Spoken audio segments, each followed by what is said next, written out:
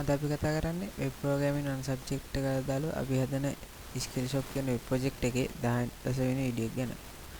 එතකොට අපි මේ වීඩියෝ එකෙන් කතා කරන්නේ අපේ යූසර් ප්‍රොෆයිල් එකේ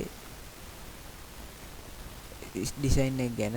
එතකොට අපි හදාගෙන තියෙන්නේ header එකේ තියෙන අපිට අපේ මිනි ප්‍රොෆයිල් එක. එතන අපිට බලා ගන්න පුළුවන් my profile කියලා ඔප්ෂන් එකක් තියෙනවා.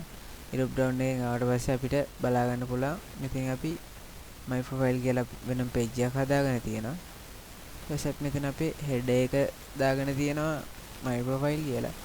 මෙතනින් අපි පොඩි settlement එකක් දාගෙන තියෙනවා update your profile information කියලා. ඊට පස්සේ මෙතනින් අපි profile pic එක දා ගන්නවා. මෙතනින් අපිට ඕන වෙන profile picture එක ඕන shape කරගන්න පුළුවන්. ඊට මෙතනින් අපි කියලා තියෙනවා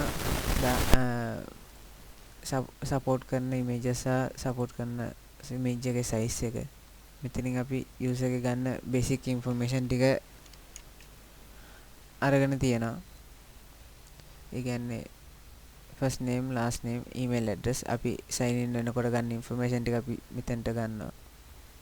ඊට පස්සේ මෙතනින් profile information එකක් අපි ගන්න පුළුවන්, අපිට දෙන්න පුළුවන් මෙතනින් අපිට අපේ bio එක. ඊට පස්සේ මෙතනින් user ගේ gender එක, mobile number, ඊට පස්සේ address information, address line 1, address line 2, country, city. ඒ විදිහට අපි මෙතන අපි හදාගෙන තියෙනවා අපේ ප්‍රොෆයිල් එකට අදාළව details දෙන්න section විදිහට කඩාගෙන අපි මෙතන හදාගෙන තියෙනවා. ඊට පස්සේ මෙතන අපි ඒ save කරනවද නැද්ද බලන්න මෙතනින් cancel button එකයි save change button එකයි දීලා තියෙනවා. ඊට පස්සේ අපි මේකේ responsive ගතිය බලමු. එතකොට අපිට මේ iPad එක වගේ මේ විදිහට අපේ ප්‍රොෆයිල් එක වෙනස් වෙලා පේනවා. ඊට පස්සේ මොබයිල් ෆෝන් එකකට ආවට පස්සේ අපිට අපේ ප්‍රොෆයිල් එක මේ අර ලයින්ස් දෙකකට එක ලයින් එකේ තිබ්බේවා එකම ලයින් එකේ සෙක්ටර්ස් දෙකක් තිබ්බේවා එක ලයින් එකකට එක සෙක්ටර් එක ගන්න ඇවිල්ලා මේ විදිහට වෙනස් වෙලා පේනවා. මේ විදිහට තමයි අපි අපේ responsive විදිහට අපි ප්‍රොෆයිල් එක හදාගෙන තියෙන්නේ. අපි දැන් බලමු ඒකේ කෝඩින් පාර්ට් එක.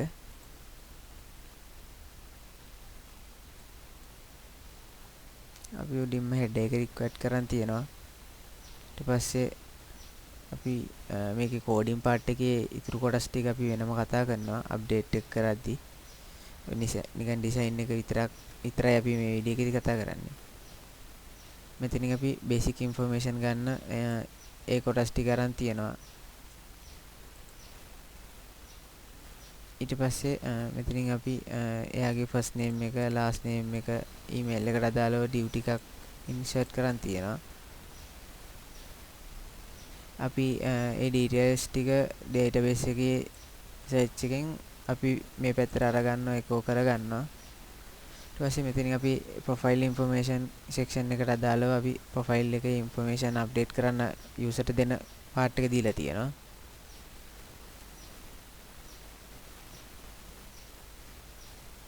ඊට අපි අන්තිමට මෙතනින් footer එක input කරන් තියෙනවා.